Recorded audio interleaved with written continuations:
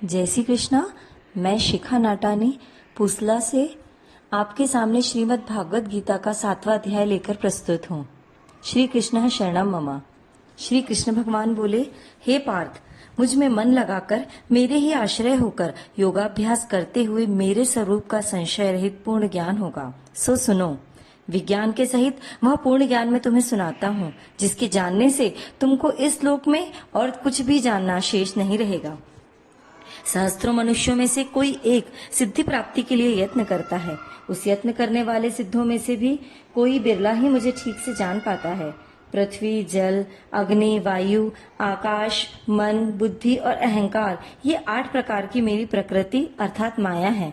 इस प्रकृति को अपरा अर्थात जड़ कहते हैं। और हे महाबाहो, इससे दूसरी प्रकृति चेतन है, जिसने संपूर्ण जगत धारण किया है। इन्हीं दोनों प्रकृतियों से सब प्राणी मात्र उत्पन्न होते हैं। ऐसा जानो, यह प्रकृतियां हमसे ही उत्पन्न हुई हैं। इस तरह सब जगत की उत्पत्ति और प्रलय का कारण मैं ही हूँ।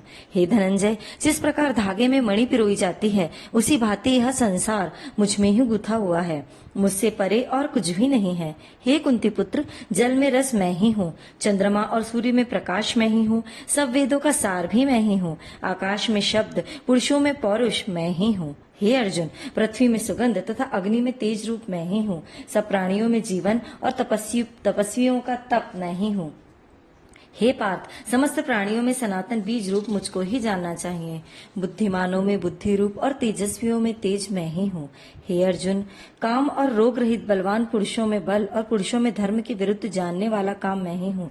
जितने भी सात्विक, राजस, तामस पदार्थ हैं, वे सब मुझसे ही उत्पन्न हुए हैं, परंतु उनमें मैं नहीं रहता। ये सब मुझ में है। सत्व, रज, तम, इन 3 गुणों के प्रभाव से सारा जगत मोहित हो रहा है।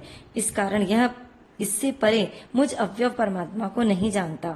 यह मेरी गुणमयी और दिव्य माया अति दुस्तर है। जो मुझको अनन्य भाव से भजते हैं, वे इस माया को पार कर जाते हैं। जो पापी, मूढ़, नराधम माया ने जिनका ज्ञान हर लिया है और आसुरी भाव ग्रहण कर लिए हैं, वो मुझको नहीं पाते। दुखिया, जिज्ञासु, ऐश्वर्य की कामना करने वाले और ज्ञानी, इनमें मुझे सदा एकाग्र चित्त और केवल मेरी भक्ति करने वाला ही ज्ञानी पुरुष श्रेष्ठ है, क्योंकि मैं ज्ञानी को अत्यंत प्रिय हूँ और मुझको वह प्रिय है। यद्यपि ये सभी भक्त श्रेष्ठ हैं, तथापि ज्ञानी तो मेरी आत्मा ही है, क्योंकि वह मुझ में ही मन लगाकर मुझको ही सर्वोत्तम मानकर मेरा ही आश्रय ग्रहण करता है।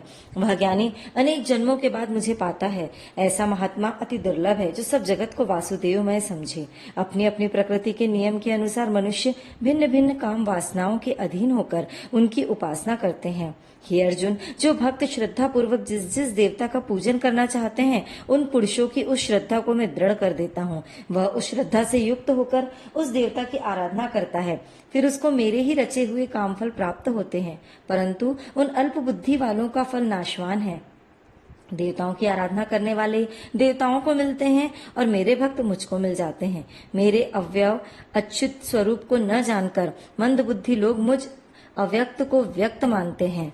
मैं योग माया से आच्छादित होने के कारण सबको नहीं देखता हूँ। उसी से मूल लोग अनादि तथा अविनाशी मुझको नहीं जानते। हे अर्जुन, मैं भूत, भविष्य और वर्तमान के सभी प्राणियों को जानता हूँ, पर कोई मुझे नहीं जानता।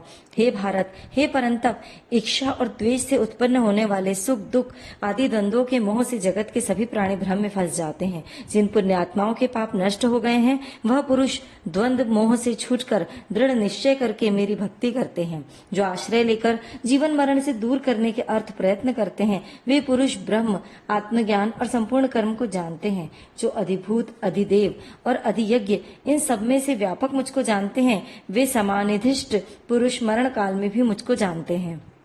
इति श्रीमद् भागवत गीता का 7वां अध्याय समाप्त। जय श्री कृष्णा। शिखा नाटानी पुसला।